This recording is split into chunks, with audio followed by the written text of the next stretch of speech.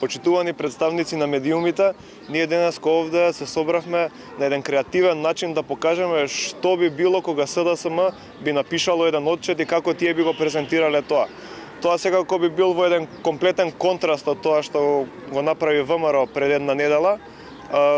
И така, додека ВМРО презентираше проекти во здравството, градење на автопати, проекти за младите, повисоки плати и пензии, пониска невработеност, СДСМ би можела да се пофали само со деструктивно однесување, со неработење, со прогонување на политичките противници и тоа само за овие претходни 4 месеци. Ова го направивме со цел да и демонстрираме на јавноста што би се случило кога СДСМ би имале шансата да ја водат државата и институциите 4 години. Видете што направија за 4 месеци и само тоа помножете го неколку пати и ќе видите до кај би стигнале они за 4 години. Благодарам.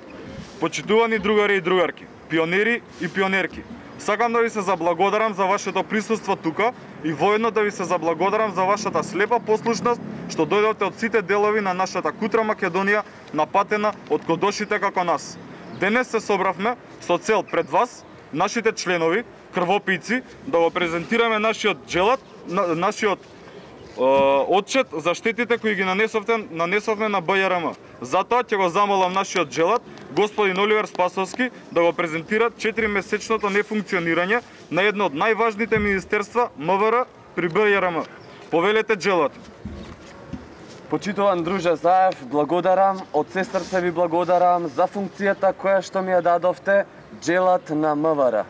И вас, наши изопачени членови, ви благодарам што го демонстриравте нашето насилство каде и да стигнете.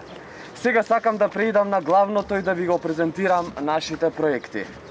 Оркестриран партиски напад врз Уставниот суд.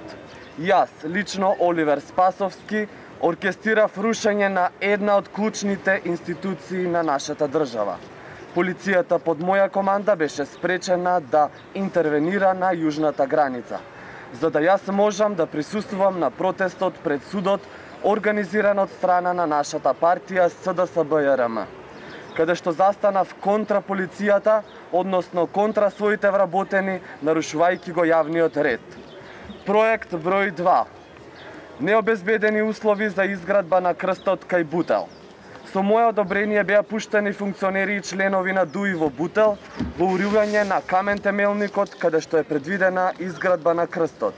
И покрај тоа што на камен темелникот каде што е предвидена изградба на крстот, во општина Бутел легитимно и законски изгласа дека треба да се гради крст на кружниот тек помеѓу општината Чаир и Бутел.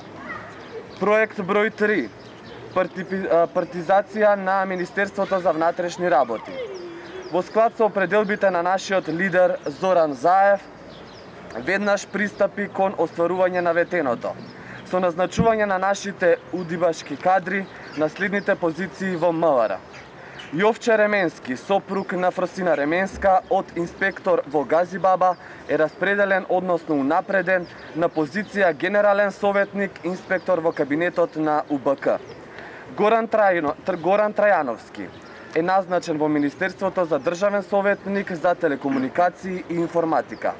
Претходно беше председател на партиска комисија за информатичко општество. Владимир Пивоваров е член на кабинетот на Спасовски, претходно беше дел од комисијата на безбедност на СДСМ. Лазе Велковски е назначен за државен советник за полициски и криминалистички работи, а станува збор за истакнат член на нашата опозиција. Проект број 4. Неизвршување на судска одлука. Ги разрешив началниците на секторите за внатрешни работи во Скопје, Куманово, Штип, Охрид и Битола. Но како резултат на моето противзаконско разрешување и унапредување на партиските кадри, Управниот суд донесе одлука со кој решенија за унапредување на партиски кадри. Управниот суд исто така беа унапредени многу лица на раководни позиции од редовите на СДС-БЈРМ. Проект број 5. Незаконско лишување од слобода. Станува збор за незаконско лишување од слобода на македонскиот градоначалник во Албанија Едмон Темелко. Единствениот македонски градоначалник надвор од БЈРМ без покажување на соодветен налог и легитимација, а по директна наредба од нашиот лидер, господин Зоран Заев, градоначалникот беше уапсен. Добро. И во иднина ќе добиваш уште директни наредби да апсиш честни и недолжни граѓани. Само имај си во предвид. А сега би ја замолил мојата мила и драга министерка госпожа Ременски да го презентира нејзиното исто така 4-месечно неработење во Министерството за труд и социјала. Повелете, министерке. Благодарам. Почитуван господин Семоќен друже Заев, сакам да ви кажам фала ви за сите притисоци што ги извршивте за да ме поставите на оваа позиција, која впрочем не знам ни што значи. Но сепак во пракса ќе ги спроведам сите ваши заповеди. А сега сакам да дадам краток брифинг за тоа што се јас реализирав на терен во овој 4-месечен период.